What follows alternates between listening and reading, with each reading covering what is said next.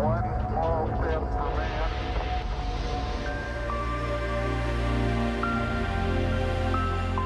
Ao contemplar um céu bem estrelado, você já deve ter notado uma grande mancha esbranquiçada na esfera celeste. Talvez você possa tê-la confundido com algum fenômeno da atmosfera, como nuvens, poeira ou fumaça.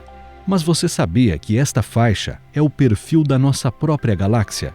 Será possível observar outras galáxias a olho nu, além da nossa? Afinal, o que são as galáxias?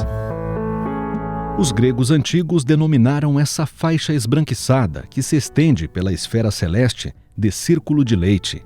Para eles, aquela faixa correspondia ao leite derramado por uma deusa chamada Hera. Para os índios tupis-guaranis, essa mesma região é chamada de Caminho da Anta. E ao olharmos com um telescópio nesta região, é possível enxergar milhões de estrelas da Via Láctea, a nossa própria galáxia.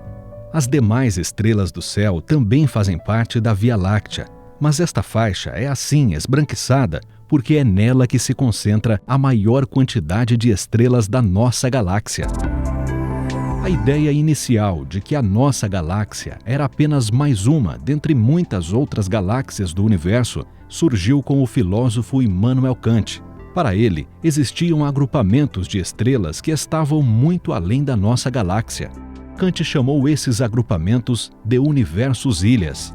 Em 1845, o astrônomo William Parsons resolveu estudar a teoria proposta por Kant e tentou observar objetos astronômicos anteriormente observados e catalogados por William Herschel.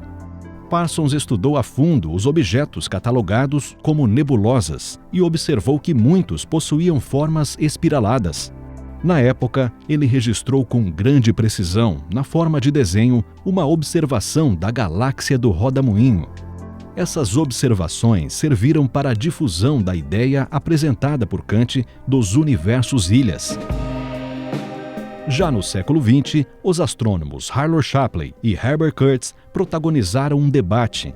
Shapley defendeu a ideia de que as nebulosas espirais eram objetos relativamente pequenos, que estavam próximos e se encontravam na nossa própria galáxia. Kurtz defendia que essas nebulosas espirais eram sistemas de estrelas em rotação, parecidos com a nossa galáxia, mas fora dela. Para resolver esse debate histórico, os astrônomos precisavam descobrir uma maneira de calcular a distância dessas nebulosas espirais e determinar um possível tamanho para o universo e para a Via Láctea. A resposta veio em 1924, com o astrônomo Edwin Hubble. Ao estudar um objeto celeste catalogado como M31, ele descobriu que sua distância deveria ser muito maior do que se imaginava. Usando os métodos de cálculos desenvolvidos pela astrônoma Henrietta Leavitt, ele concluiu que aquele objeto estava a uma distância de uns 2 milhões de anos-luz da nossa própria galáxia. Portanto, M31 não poderia ser uma nebulosa dentro da nossa galáxia, mas era, na verdade, outra galáxia, a galáxia de Andrômeda. Com o tempo, conforme o astrofísico Edwin Hubble foi estudando as galáxias, ele foi percebendo que era possível classificar os tipos de galáxias diferentes que ele via, que ele observava. E ele classificou esses tipos diferentes de galáxias, pelo menos em 3 tipos, né? As galáxias elípticas, as galáxias espirais e as galáxias espirais barradas. E de modo que essas galáxias elípticas, elas têm um formato mais ou menos oval, que parece mais como um núcleo de uma galáxia espiral.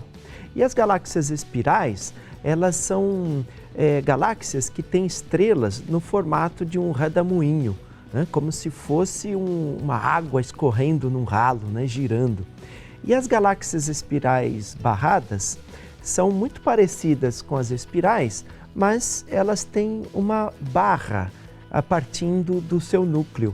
E acredita-se nos estudos mais recentes que a nossa própria galáxia, a Via Láctea, seja uma galáxia deste tipo, uma galáxia espiral barrada.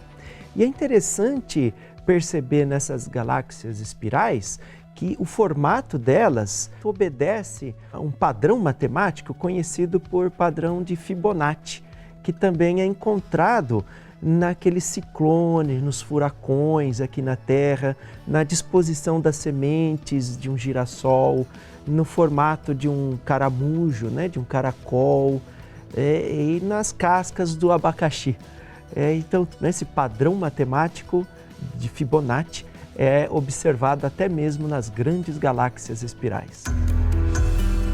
Hoje sabemos que o universo é povoado por muitas outras bilhões de galáxias, cada uma com seus bilhões de estrelas, planetas, buracos negros, nuvens de poeira, gases e matéria, tudo unido gravitacionalmente.